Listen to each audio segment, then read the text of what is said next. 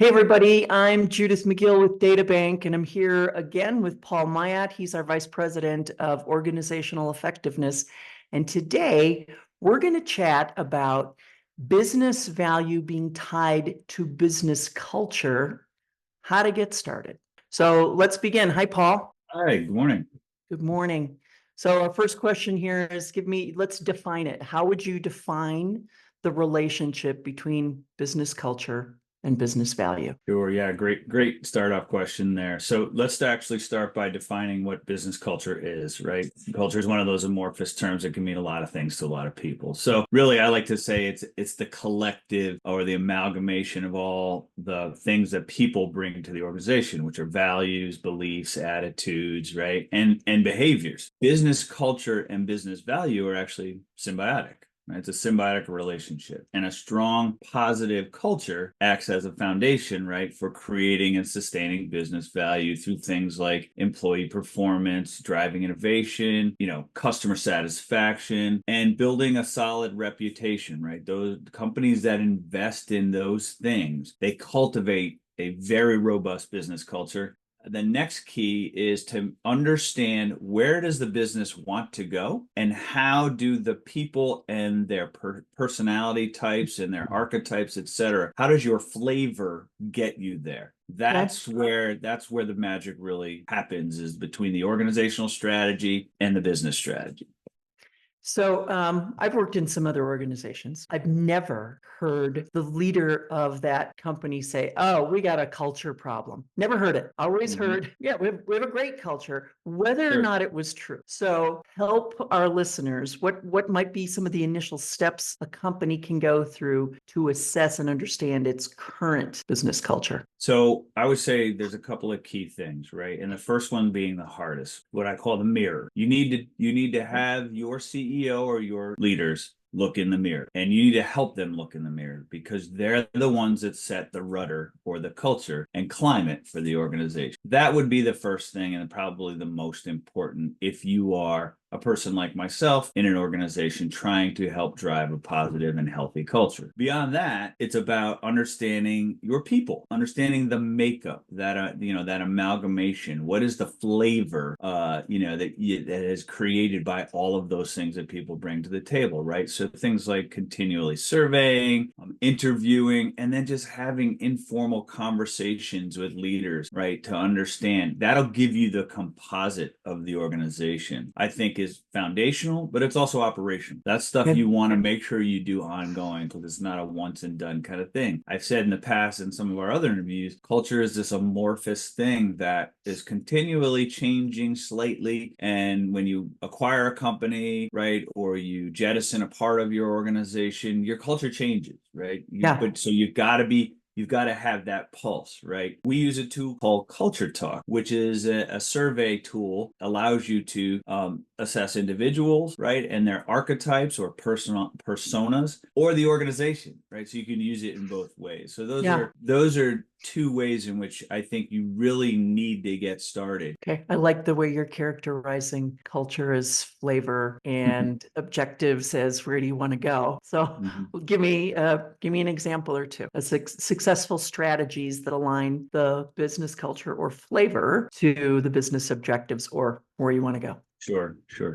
I'll start at the top, right? So I'll give you an example of what we do. We get all of our senior leaders together twice yearly in an offsite meeting. And it's not just about team building and, coming together and having some fun. It's about sharing the business objectives. And a lot of organizations, probably most that our listeners out there listening to this right now could probably relate to, they're not monolithic. In other words, there's products and verticals within businesses, right? The human nature tends to come together as teams and tribes and stay within the lane. The idea of creating a healthy culture is sharing of information across those lanes or verticals, right? And so what we do is we make sure that every senior leader in the organization has a good understanding of what the rest of the MBOs or management business objectives are of each of the functional departments in the organization. And they have an opportunity to ask questions, poke at things, and understand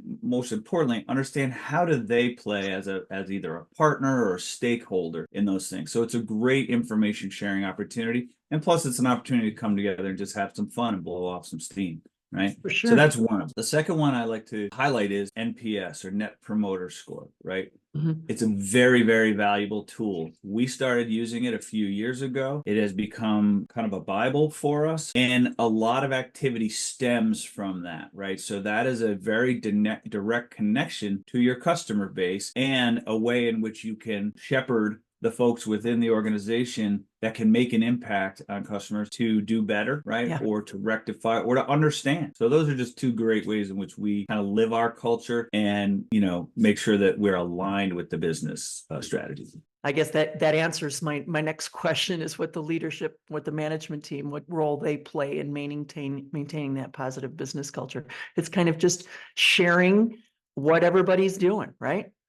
The role of leadership and culture cannot be understated, right? I call leadership a business critical system, actually, right? We all know BCSs in our various organizations, and it cannot be emphasized enough. So I'll give you a few examples of why. We all know mission, vision, values, right? We use purpose, way, and impact, which, Right. is just a different flavor of that. But if that is the first thing that an organization, to have a really good, cohesive, and healthy culture, needs to have, right? We need a North Star. We need to know, where are we headed? Why do we exist? What makes us unique, right? It's our brand, it's our internal persona, right? Our archetypes. Once we do that, the leadership team knows where we're going. Everybody has an understanding of that. Then it's incumbent on the leadership team to make sure that they're communicating openly, clearly, and transparently, right? Yeah. That means talking about the good. That means talking about the good, the bad, and the ugly. And then the next thing really is about defining the behaviors, defining the way in which you expect people to work and come together. That's a critical piece, because undefined means, it's the Wild West. Anything goes, right?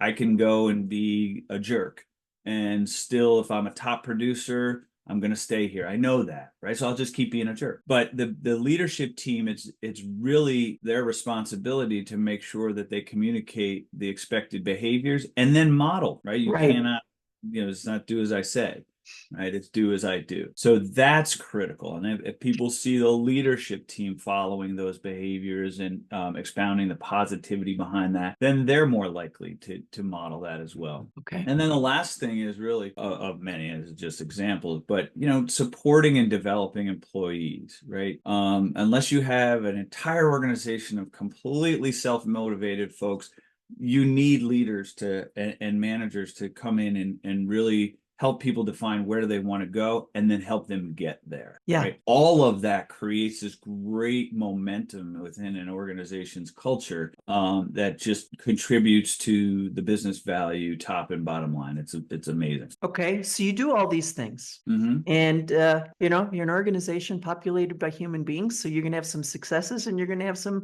not successes, but hopefully more successes. Yep. Beyond the ENPS, or the Employee Net Promoter Score, are there other ways to measure the impact of those culture improvements on your business performance? Sure. So a few things we like to do, right? And then there's some others that we don't do, but a few things we like to do, which I'll mention, is we do a number of employee surveys, right?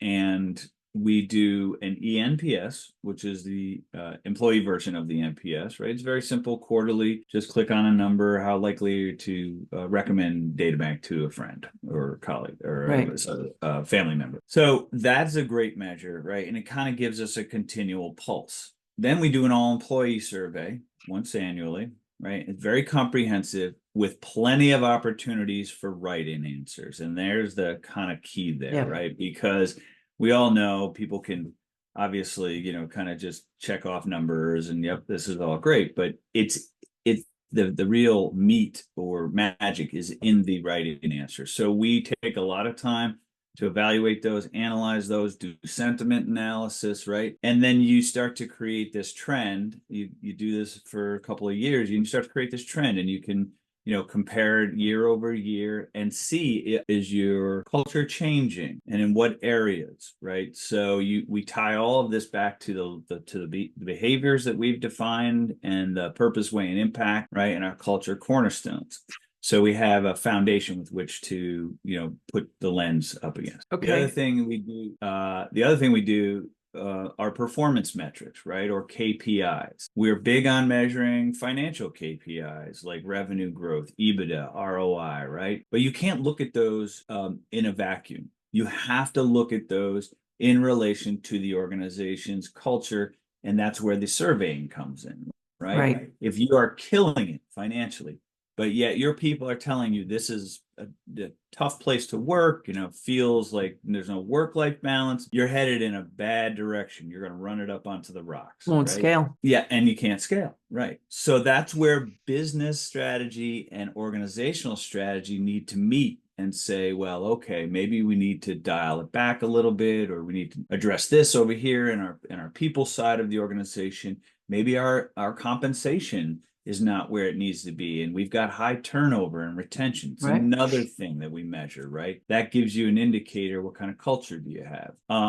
And then, as I mentioned earlier, customer satisfaction, which we do. And there's some other things you can do, which we don't take to this length, but we do you can do internal, external benchmarking studies, right? To measure performance metrics. You can do a comparative analysis with industry studies. You can do focus groups. There's balanced scorecards. So there's plenty of things out there, but we just use a small handful, and it kind of gives us an idea of, hey, where's our culture? Is the needle moved positively or negatively, and why? Right? Yeah. That's the important part. Why? So I want to insert a comment here for people who are listening who might say, oh yeah, all well and good for a company like DataBank of DataBank size. Let me remind everyone, DataBank is not a massive company. We have fewer than 900 employees. Okay. So by some measure, a mid-size organization. So in other words, they're doable.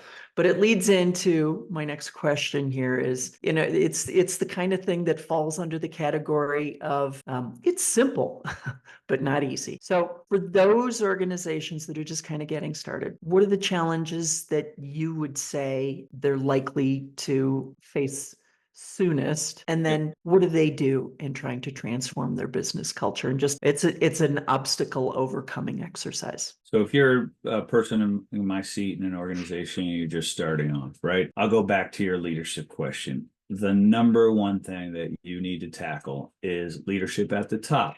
The CEO, whoever's in charge, they need to be bought in, and they need to be a change agent for all of this, because it starts at the top, and the tone at the top can permeate through the entire rest of the organization and can either give you a tailwind and really push you forward in making the rest of the changes, or it can give you a headwind that you're continuously trying to overcome and might undermine some the things you do later on. So that's where you need to start. Think about an organization that has that really valuable leader who's been instrumental to the growth, and he or she just isn't buying it.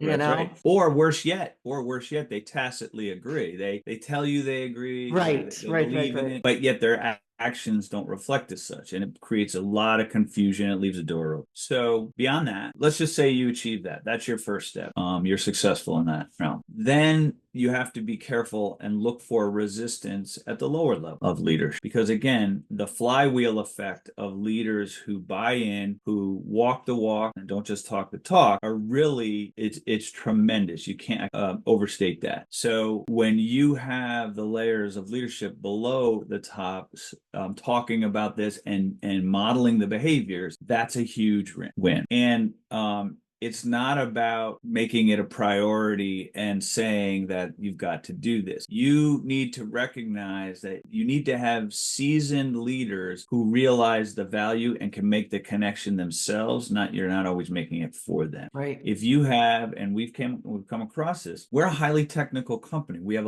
a number of leaders who have come up through technical tracks and were never really managers. And then all of a sudden they're made managers. So you have to recognize recognize the fact that you need to bring those people along and season them to understand business value and performance and the combination. So that's when you'll get them to really say, okay, I see how culture plays in here. I see why developing my people is so important, as opposed to just they have great technical knowledge. And then the other thing, the other ingredient that I would say to get started is be careful with time. This is not a sprint. This is a marathon. Okay. right. So do not expect great revelatory changes to occur within a year, maybe even 2 years. These things take years. So what it requires is, again, leadership buy-in and continual commitment at the top, a commitment to investing in the culture continuously, right? We don't just throw a bunch of money at it, have a party, and then expect everybody to be happy, right? Right.